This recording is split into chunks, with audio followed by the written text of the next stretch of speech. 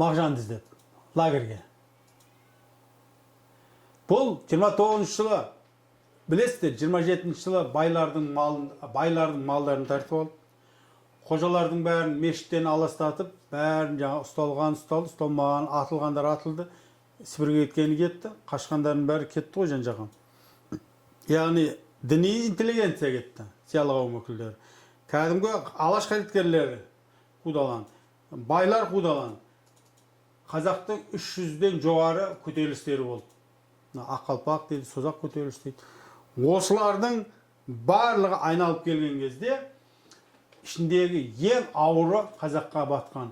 Бұл қазақ зиялы қауымының нағыз жаңағы каста дейміз ғой. Бұл алаш. Осылардың бәрі жаңағы ұсталып кеткеннен кейін қалған қазақ егесіз қалып, міне сол кезде жаңағы малын да тартып алып, әкесін танып тұрып, ашаршылық басталды. Мағжан лагерде отырған, бардың дейді, құрт, анау, мынау сондай алып аласың дейді, қазақ не апарамыз дейді. Қазақ арта болса, соны апарасың. Содан лагерге барып едім дейді. Қазақ әйелі келді деп айқайлаған ғой ана жақтан. Бір Асекең шықты дейді. Енді қайнағам ғой дейді. Сәлем бердім дейді. Сәлем берген кезімде маңдайынан сөйтті, жылап жіберді дейді. Енді қайтып қазақтың келінін көрем ба, көрмеймін ба деп. Сосын Мағжан екеуміз лагерден былай шығып, ана қасындағы деревняда жаңағы бір карелдің ба үйін алып сөйіп тұрады ғой енді.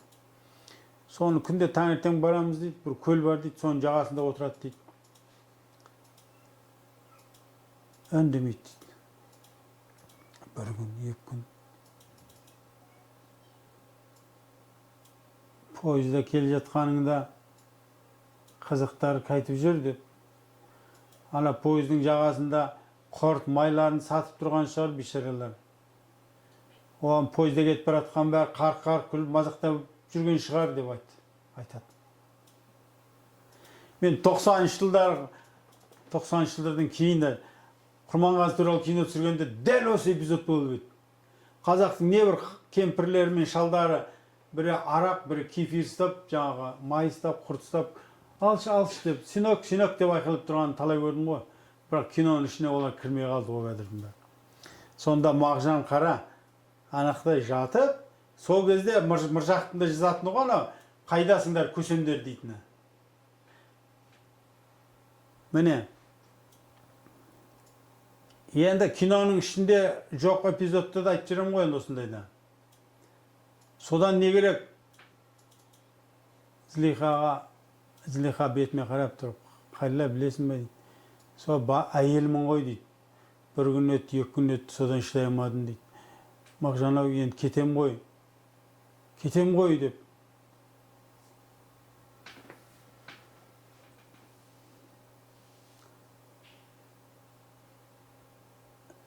Артында бала алып қалайын деп тұрмын ғой. Ниетім сол ғой, соны айтып тұрмын ғой бетіне дейді.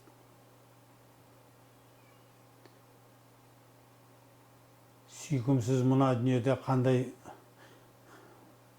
бала керек бұл өмірге дейді ме? Бір сондай бір сөзді айтты. Ана шамал татаршылап айтады ма? Мағжаннан бала жоқ. Менің алдымда отқан әйел жылады. Мен де жыладым. Айтады. Мен дейді, Мағжан ұсталып кеткеннен кейін, содан келгеннен кейін, жаңағы қайтадан келіп, Сәбит Мұқанов өзінің жерлесі хабарласады. Сонда Сәбит Мұқанов айтады, кел дейді Алматыға. Жұмыс сұрайды ғой енді о кезде, не істейді? Бір орыстың кітаптарын перевод жасау, аударма жасауға берем дейді. Яғни ол деген сөз ақшасы болады деген. Сөйтіп жаңағы Сәбитке хат жазады Алматыға. Өзі ана жақта жүр. Жаңағы Беломор каналдан кейін босанып келді ғой. Естіліп отыр жаман. Содан келетті, Мағжан келіп Алматы жаққа қарайды. Бұл кезде Совет өкіметінің таптық көзқарасындағы қайраткерлердің бәрі бір-бір қызметте кәдімгі жайнап тұрған кездер ғой. Содан сол эпизодты түсіріп қалай берем сол жерде Совет пен екеуінің арасы енді мен үшін өте бір не жер ғой, енді ауыр жер ғой. Сол кезде білесіз бе, сол монтаж жасап жүрген кезімде. Сәбит Мұхановтың әдеби мемориалдық музейі, пәтері ғой енді музей. Солар кімнің Мағжан Жұмабаевтың Сәбитке жазған хатын жариялайды. Кинода тұр. Қарағым Сәбит, саған хат жазбас едім. Яғни сенің алдыңа басым тимес едім деген сөз ғой, интонациясында. Мына ауыр қалым мәжбүр етіп тұр. Уәде беріп едің, жұмыс берем, аударма берем деп. Соған келдім ғой дейді. Енді қараңыз, дәл сол кезде жаңағы 20-шы жылдардағы Москвада Мағжанды кәдімгі буржуазияшыл пессимист ақын деп ит талпайын шығарған кезде, сол кезде комсомолдың жас ақыны ретінде жаңа Әбділда Тәжібаев Сәбит Мұхановтың жанында жүріп. Ол да өлеңдер жазған ғой Мағжанға қарсы. Соны Әбділда Тәжібаевқа ол кезде көзі түрі 3 рет хабарластым. Өз аузыңыздан айтыңыз, сол оқиғаларды айтыңыз, Мағжанның кесін, келбетін, поэзиясын ашып беріңіз. Енді болар болды, өз аузыңыздан айтыңыз. Кейін артыңыздан әркім әр нәрсені айтқанша деп көнбейді. Ана герой сөз тұрды ма бірден алды ғой, ең үлкен атағын. Сол күнде де құттықтадым, риза болып тұр. Енді жерлесім ғой енді, сыр бойын жегді. Бірақ Мағжанның түсіріп атқан режиссер Халил Омаровпын, сол туралы интервью жазып алайыншы, қазір барайыншы деп. Жоқ, ойбай, жүрегім ауырып тұр деп. Жолатпады. Содан аузым піскен. Енді бір куәгерім бар. Мұхамеджан Қаратаев. Сонымен Мұхамеджан Қаратаевты не істеймін? Операторым Мұстафа Өсеп екеуміз келістік. О кездегі біздің кинокамера түсірген кезде дыбысы естілмес, жазылмасын деп микрофонға сыртын былай орап қоямыз көрпемен. Дыбысты магнитофонға жазып аласың. Үлкен микрофоны болады, светтер бар, үлкен жарықтар. Және олар ысытып жүреді ауаны.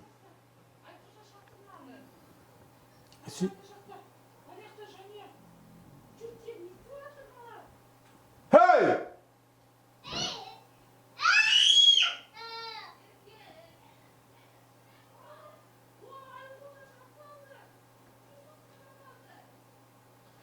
Содан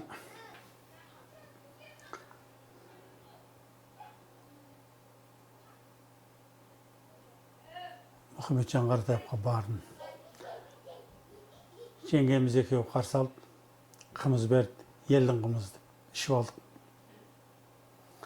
Сосын мен Мұстафаға айтқам, пленка аз, мынау қазір видеода түсіре бересің ғой. Ол кезде 10 минут, 3 минуттық бар, 10 минуттық, мынандай бобина. Көрпемен үстін бәрін орап тастаймын, аяғына жіп байлап қойдым, үстелдің астынан жіп көрінбейді. Бір тартқанымда басты съемка жасайсың, екі тартқанымда тоқтайсың дедім ғой. Енді мынау Әбділда Тәжібаев тілі сайрап тұрған кезінде сондай ұлы ақын Мағжанға байланысты сұхбат бергісіге өліп тұрды ғой енді. Ақындық жағын, басқа жағын, өзі білетін жағын бәрін.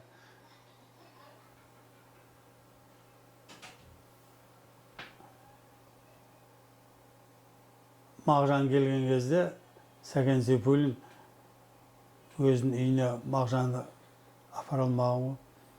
Әбділдаға айтыпты, шешеңе апаршы, сол кісінің қолынан шай ішсін деп. Сөйтіп, Әбділда Тәжібаевтың шешесі күткен ғой Мағжанды. Сондай нәрселерді өзі айтса болар еді ғой. Бірақ ол кісі қанша дегенмен Мағжанның алдында мен сұрасам жауап бере алмайтын жағдайы бар ау. Камера алдына жоламады. Енді жалғыз куәгерім тұр.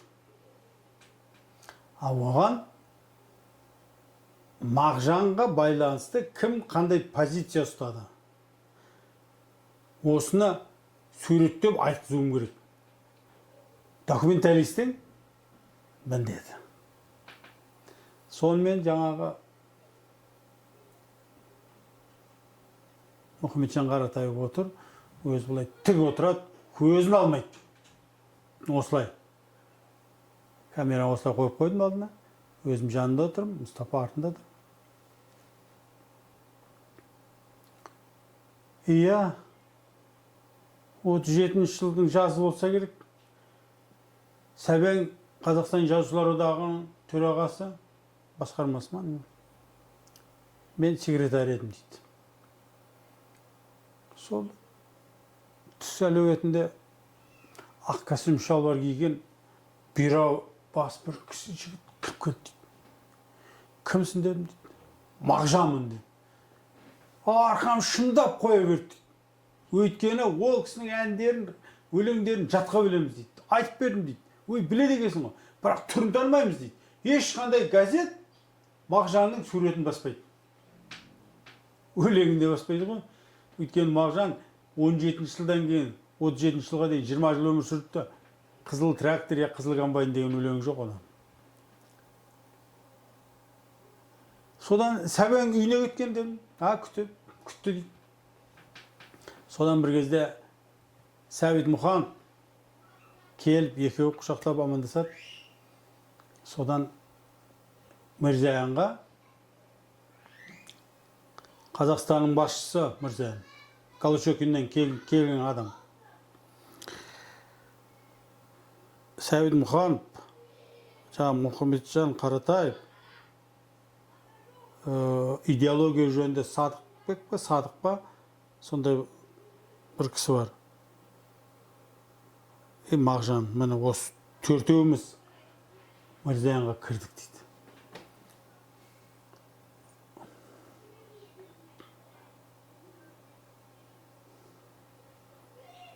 Тұрсынбек Кәкішев бұл жерге Сәкен Сейфуллинді қосады.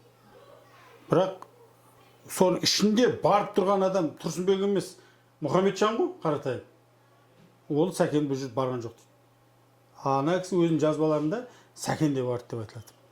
Мен Сәкен барды ма деп оны сұрадым, жоқ деді ол. Енді қараңыз. Кірдік дейді, Мирзаянға айтты дейді, мына қазақтың ақыны. Алдын ала айтып қойған ғой дейді. Қазақтың мықты жазушысы Мұхтар Әуезов те адасқанның айыбы жоқ, қайтадан келіп ортамызға қосылып жатыр. Кешірім сұрап, Совет өкіметі кен ғой деп. Бұл да мықты ақын екен, оралсын, халқының ортасында болсын. Қош келдің деп қолын алды дейді. Сөйерде тұрып, Мұхамеджан Қаратаевтың айтқаны мынау. Содан Сәбеңе қарап тұрып, Мағжанға жұмыс бер деп айтты дейді. Ана иә деді. Бұған квартплата, квартираға тұруға, квартираны ақша дейді. Сондай бер, иә. Және сөйерге жағатын отынға талон бер деп айтты дейді. Үшеуі де сол кезде өте қат нәрсе 37 жылдары. Ашаршылықтан кейін кез. Сонда бүкіл Қазақстанның басшысы Сәбит Мұқанов айтып тұр. Мына жазушының ақының мықты ақын екен ғой. Жұмыс бер. Квартирада тұратын ақша бер. Отынға ақша бер. Деді үндемей қалды. Содан мен жаңа нені өшірдім, тоқтаттым камераны. Енді түлен бітіп қалмау керек. Содан ана кісі қарап отырды. Ары қарай ол да айтпайды, мен де айтпаймын. ар тұрым, бер тұрым. Bir кезде ой, yo'q, твою мать, чеши. Боқтан бәрі бет қарап. Мұстафа дедім, не? Пленка жоқ дейді. Неге көп қоймайсың? Өзің қой, ана съемка, мына съемка деп бәрін түсіріп тастадың ғой. Сол үйерде екеуміз жаңа 40 пышақ ұрыстық. Сен де болса әйтеуір сақтап жүрмейсің бе? Анау мынау деп. Содан ол тынышталып, мен де тынышталдым да жайлап қана. Мақұл, осындай да түсірмегенде қайсың түсірем. Не болды ар жағы дедім. Содан ана кісі бітей, бетіме қарап тұрып. Енді өзі неше жыл отырып көрген адам ғой, 25 жыл асып тұр. Іші сезіп тұр ғой енді. Мен су айттығымды. Одан сыртқа шыққаннан кейін Сәбит Мағжанды көрген жоқ, Мағжан Сәбитті көрген жоқ. Жазып алдым. Аузынан айтып тұр. Жанында тұрған адам айтып тұр. Бұған қандай справка керек? Міне. Содан кейін енді катарсис деген бар. Ona болып атқан оқиғаның әсері болу керек. Ана көрерменге сол кезде ол керемет метафораға айналады. Осыны қалай түсірем? Не алдында? Ана жарқырап тұрған светтерді жақындап қойып қойдым. Мұстафаны тағы боқтасып алдық. Пленка жоқ, неменесін елки анау деп сөйтіп жүріп жайлап светтерді жақындатып қойдым. Содан ана прожектор деген киловатт светтер ғой. Ана терлей бастады. Тер деген бітей баға бастады. Пытырлап шықты тер. Содан бір кезде орамалын алдым. Сосын сол кезде аяғым қайтадан тарта қойдым. Мұстафа камераны қосты. Ана кісі жайлап отырып, маңдайын терін сүртті. Кәдімгідей терлерін бүйтіп сүртті да.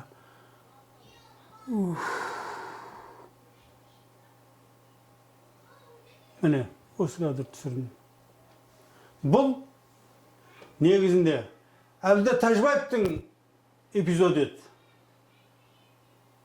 Мен ортаға амал жоқ. Куәгерім өзін сол қоғамға жауап беруіне мәжбүрлеп отырмын ғой. Сөйтіп, одан кейін жаңағы қайтадан ұсталды, кетті. Кейін киноны жасап, Қазақ телефильм студиясында қабылданды. Одан бірден эфирден өтті. Үлкен резонанс. Жазушылар одағы деген бар. Сонымен ертесінде қуанып, арқамнан қаққанға үйреніп қалғам ғой. Тәушенің киносында мен Құлбек ағам деген кәдімгідей маңдайымнан сүйіп тұрып, айнал, қазақ режиссурасына тың сонар жол келді. Ленинградтық екен ғой. Бәсе, еврейлердің мектебінен келгені көрініп тұр деп. Керемет бір сөздер айтқан. Сонымен не керек? Мағжанның ішінде өзді жүр ғой енді.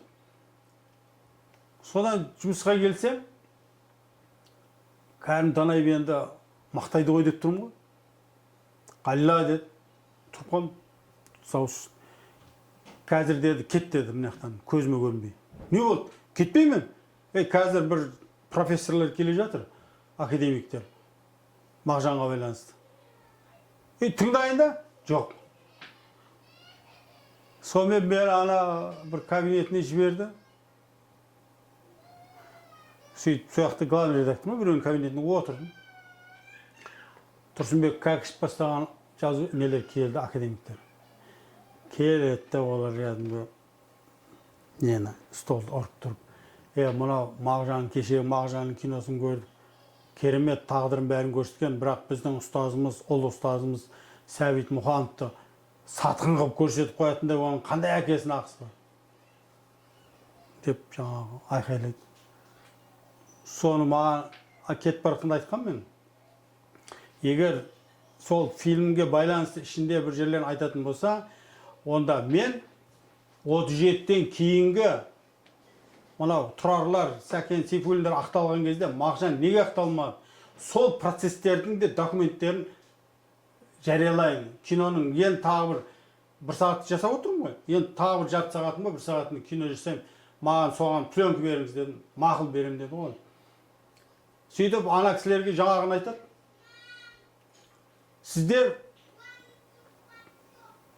Егер сіздер айтқан нәрсе Қалила қазір документтерден бір подтасовка жасап, куәгерлерді подтасовка жасап, осындай бір нәрсе істесе, адамгершілікке жетпайды. Онда мен өзім сотқа беріңіздер, өзім қолынан істеп алып келем сотқа. Бірақ ол бағана командирлік кетіп бара жатыр, айтып кетті, егер маған тағы да сұрақтар туатын болса, тарихшылардан, шәкірттерінен басқа, мен киноның жалғасын жасайын. Енді беремін оған киноның жалғасын түсіртсем деп айтқан кезде ана кісілер тоқтап қалады. Ай, болды, керек жоқ деп. Сөйтеді да, бұл енді анау антисуайт Қалила деген пьесада, спектакльде мен туралы бұл эпизод бар. Сонымен Тұрсынбек Кәкішевтер кетеді.